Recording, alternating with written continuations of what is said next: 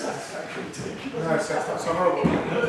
Thanks very much for taking part in the table topics. I hope it wasn't a selfie. And what I really liked about this evening is the fact that we've got a good mixture of experienced speakers as well as those that have just recently become members. But you know something, this is one opportunity that we actually get, well, this is one time that we get the opportunity to find out a bit about each person. Okay, and now I can turn around and say, tell me your hobbies and what you do, etc., etc. But I just want to know from a, I suppose, interesting point of view, yes, when you're not doing table topics, or when you're not doing the humorous speech, in fact, when you're not doing Toastmasters, what do you do in your spare time? Yeah? So I'm going to ask Martin, can you just explain what do you do in your spare time? Well, I actually try to juggle probably about 5 to 10 things all at once. I'm a family man, so I'm married with 3 children. Somewhere I also find the time to be chair of governors at a local academy. Oh, I've got a day job, I must remember that, as a computer programmer. I'm involved with my church, so we also have meetings during the week. I think that probably accounts for quite a lot of time. And then in between that, somewhere I've got to find time to do odd jobs around the house.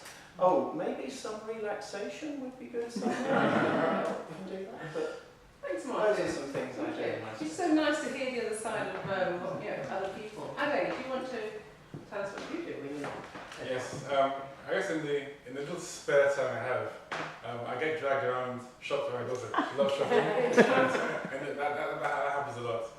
Other than that, I try to swim, I cycle, I run. But I spend a lot of time watching sports. Like for me, for example, the Olympics was a godsend. I just watch endlessly. But my daughter also plays music as well. She's very good. She plays piano, she sings, so she keeps me very entertained the entire time. Okay, thanks so much. David, would you like to share? Well, for one of the things we've had, I run that, just a choir, which is a choir here for people who are affected by mental illness. That takes quite a lot of time and energy. I also belong to another choir.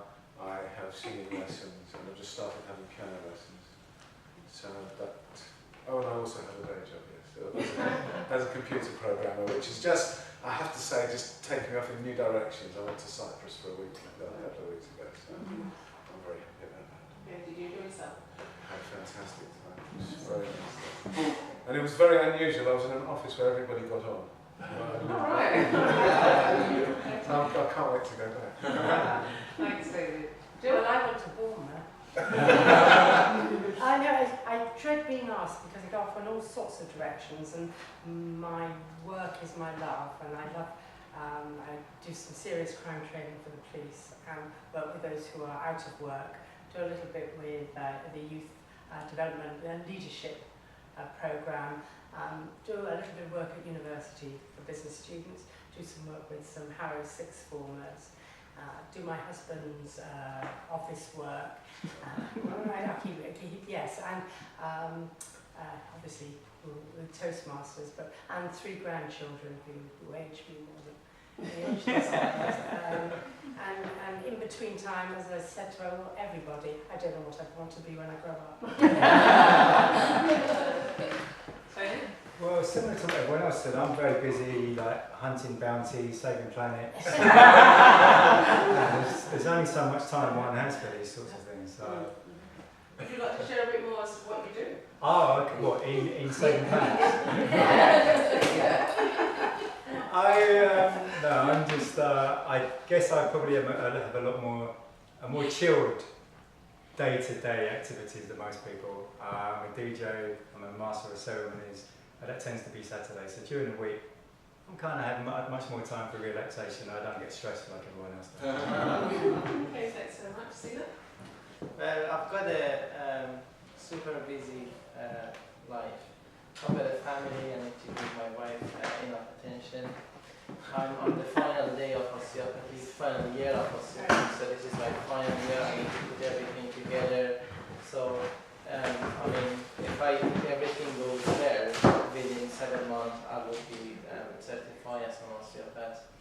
I'm working on 2 online courses, therapeutic communication and authentic communication, which all is about the use of communication in the medical and clinical purposes, which we really need it. I mean, communication is the second biggest complaint, and you'll be surprised, we have no training for, NHS with communication. Okay, So we're going to have to move on.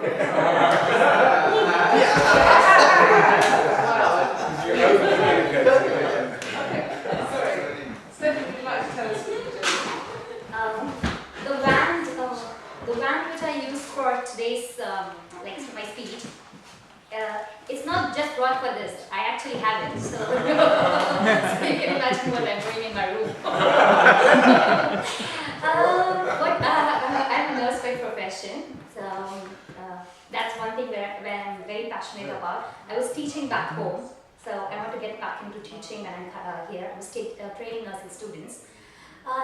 Back in home, I was really involved with my church and my youth friends in a lot of activities, mimes and skits and a lot of stuff. So when I came here and I didn't have anyone, so I was like, oh my God, what am I going to do for the entire day? But now I've found myself, I've looked, started to enjoy different things, which was very different from home. Being independent and completely independent, like back home, I've got mommy tea, and because that's good. So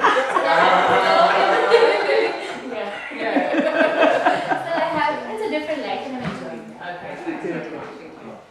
What I like about our contestants is the variety. I think that they do away from Toastmasters as well as the things they do within Toastmasters. Right, if I can just turn it round a bit. Yeah, so we all see you when you're speaking, you're so eloquent and excellent, and some of us have still got a long way to go. Yes? I just want to know from each one of you, how have you used Toastmasters? How has, let me reword that. How has Toastmasters had a major impact in your life? Also, if you weren't doing Toastmasters, would you be able to do what you currently do? Okay? So how has Toastmasters had an impact in your life? Right? If you weren't doing Toastmasters, would you be doing the things that you do? I'll start with Stephanie. And I'm going to do this at random, so you don't Stephanie? The first time I came to Toastmasters, it was a very interesting thing for me. The first time I won my table topics, I didn't sleep for until 4:30 a.m. I was like, oh my God, into that feeling. And that feeling still continues because I love people, I love words, and I love public speaking as well, you can say. So it's a great thing that, apart from my work and thing, this is one thing that I look forward. And that adrenaline gush of coming here is always there, and it's always going to be there. So has it had an impact on what you do? My profession is kind of more into, it will definitely help me when I will be a teacher, I guess. Yeah, so, other than that, yes, definitely, there are things which I have gone into improve myself and as to control my speech and things that, I have realized how worst I am and I'm trying to improve. Yeah. Okay, thanks very much. Okay, David. Yes, it's helped me a lot in organising and structuring what I do, teaching and organising. I still have a chaotic inner life, but it has helped, and it's helped me at work just to be more confident around people. And also I feel not only has Toastmasters brought stuff into the way I work in the choir, but also the way I work in the choir has reciprocated and brought stuff into Toastmasters. It's not a one-way. No. It's both feed into each other. Okay, thanks very much. Okay. Tony, would you like to then speak? It's helped me be very succinct.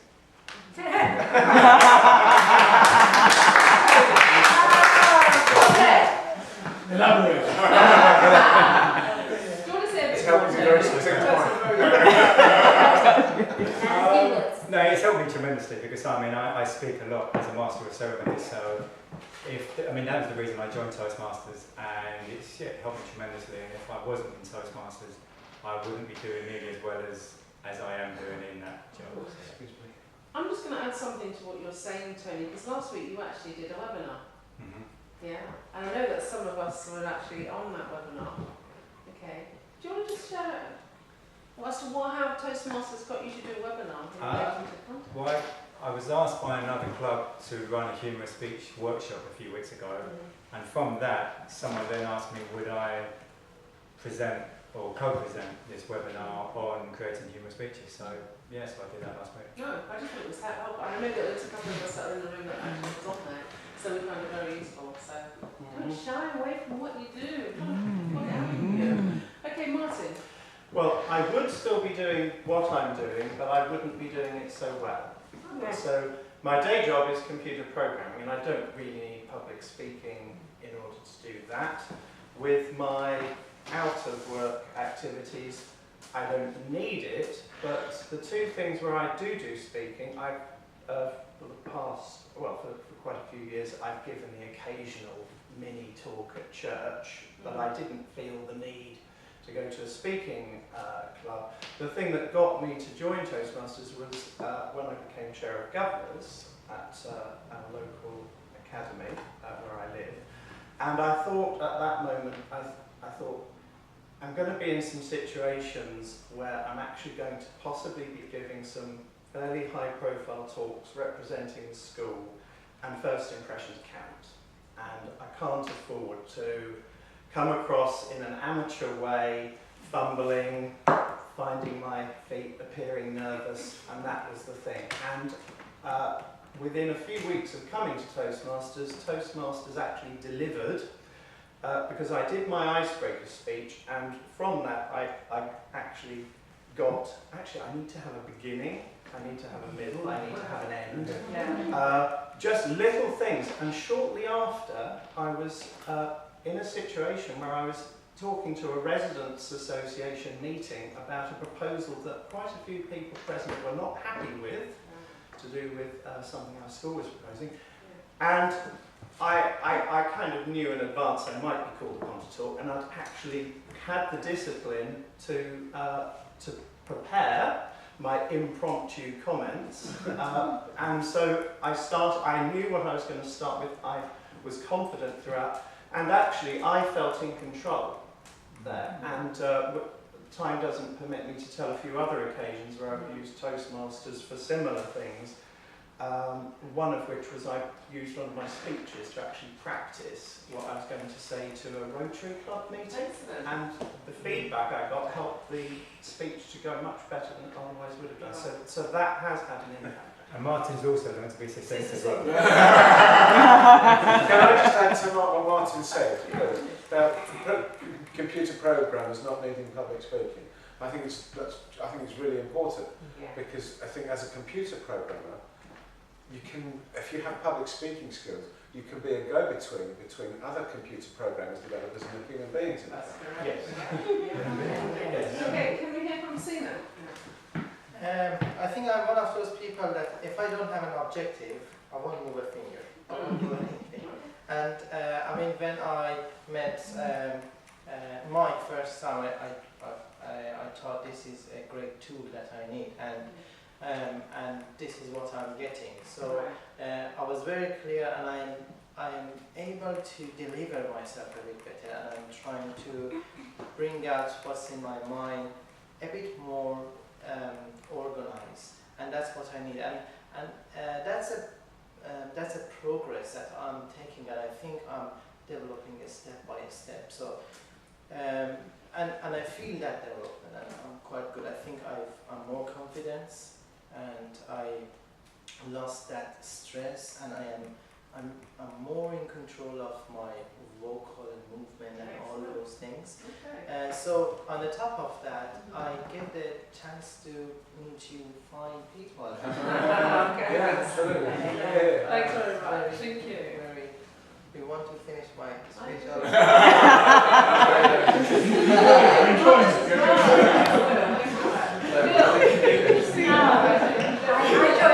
I joined Toastmasters because to help with training, but what I found, and may be useful to you, is that I started a long time ago with Toastmasters, but started in schools. And we had school competitions in Kensington and Chelsea. And from that, developing the same system, taking it into areas of Asperger's syndrome children and their carers, and even into old people's home with those suffering from dementia. And by amending the programme, the Toastmasters programme, I cannot tell you the benefit that they seem to and have reflected that everybody gets, as long as you gear it to the person. And I'm forever thankful, because you see people just grow, especially Asperger's children, who start with their heads down, and after 12 weeks are giving talks like we give with PowerPoint, 10 minutes, and they're saying, this is why I was bullied at school. So for me, it's been inspirational in terms of the effect of Toastmasters. Excellent, thanks very much. Ade? I think for me, 3 things. Firstly, it's been a big health benefit. Why? Thursday night is drinking night. So because I got to Toastmasters, that cuts off drinking. Therefore, it could be a lot healthier. So that's been one big plus. I think one of the things I really value here is the feedback I get on the way I speak. It's been very useful to sort of hear it in this environment and try and put it into practice in reality. Obviously, it's still got a long way to go, but I definitely value working with everyone here and picking it up. And the third thing is more like a future benefit, where at work I do a lot of presentations, pitches, and I need to get better at those. So this is a place where I can pick up the skills to make better pitches and make lots more money for myself. So.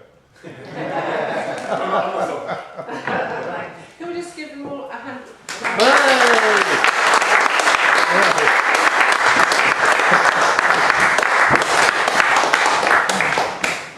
Thank you. We have a result. You do.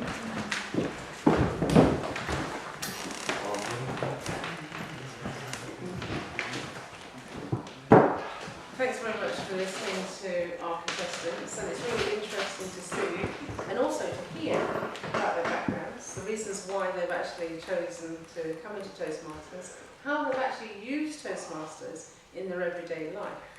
My next question would have been, had the judges not come in, how have they given back to others in relation to Toastmasters? But that'll be for another time. Okay. Mr. Judge.